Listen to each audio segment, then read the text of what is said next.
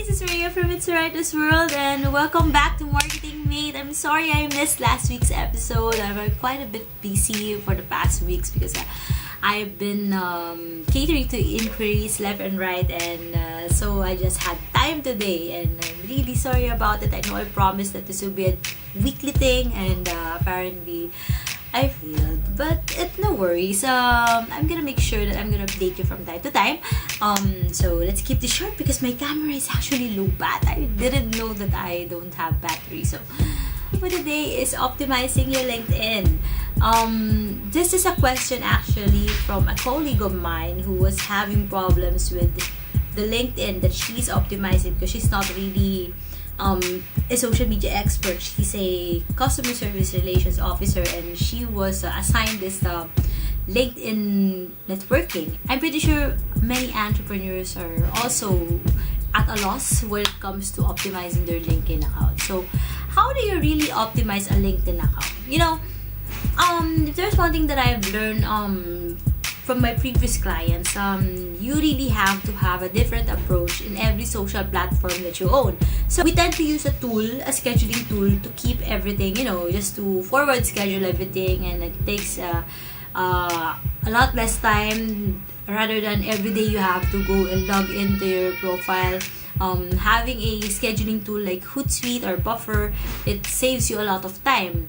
But at the opposite side as well, it also gives us the tendency to, just do a synchronization of a single post for every social media channel that we have. So, for example, you have this one post for Facebook, and then you just sync it on LinkedIn or Twitter or Instagram, but actually that is not the right approach. You have to have a different tone, a different voice for every social media channel that you own. So if for Facebook you can post memes and viral videos, for Instagram you have to be a little bit more personal and touching and branding. For Pinterest you have to be more about tips, more about how-tos or how they could improve life hacks. For LinkedIn you have to be a bit more professional.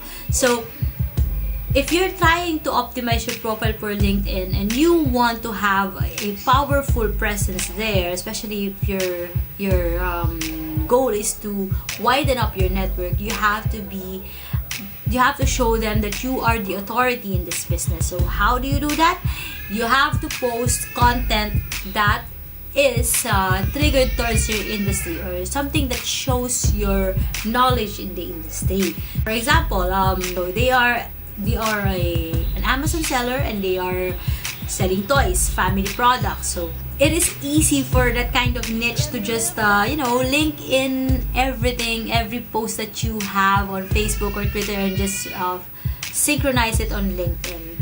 But if you really want to improve your networking on that platform, you have to make it different. You have to sound entrepreneurial. Your articles have to be a bit more professional. So if on Facebook you have quotes towards family, on LinkedIn you have to have quotes towards businessmen, being successful, being entrepreneurial, motivating. So on Twitter you have articles about life hacks or parenting hacks. On LinkedIn you have to have articles about growing your business or growing a business in this certain industry, or how does it feel being an Amazon seller with this kind of products, these kinds of things. So you really have to have a different approach on LinkedIn. And the second one is you have to have a very comprehensive profile, because your LinkedIn serves as your resume. Even whether you are a CEO of a big company or a businessman or an employee looking for better job opportunities, you really have to have your LinkedIn optimized for these things. You have to list down all of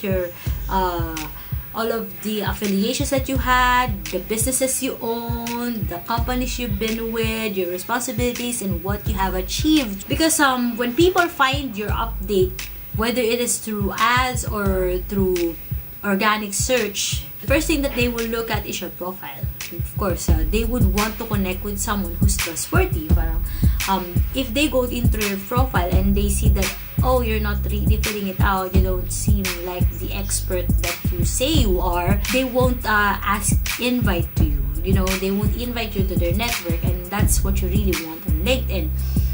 The third thing is that, again, my favorite strategy, you have to join groups. This is actually working for me because I am getting a lot of leads from LinkedIn rather than the online job portals that I've been in.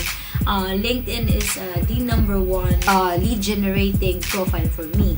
So this is something that I would really suggest every marketer to do, especially if you want to have following on your blog, or if you just want to grow your network. So you have to find specific niche groups like small business owners, or networking groups, or social media groups. For me, I've always joined social media, digital marketing, and SEO groups. And you also learn from the people who are members of that group. You know, most of them are frequently sharing ideas on how they have grown their business, or you know, they are hosting events and all of these things. You know, and these are opportunities. Actually, I myself have been very active lately in signing up for workshops and seminars. So just have a quick chat with the industry experts and learn about how they have gone through all of these algorithm changes, especially now that there's a new Penguin update. I will be writing an infographic about it later, so please stay tuned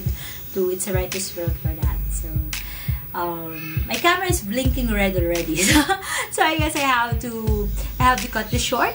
And again, thank you so much for following It's a Writer's World and Marketing Mate, my newest video blog. Thank you, and bye bye.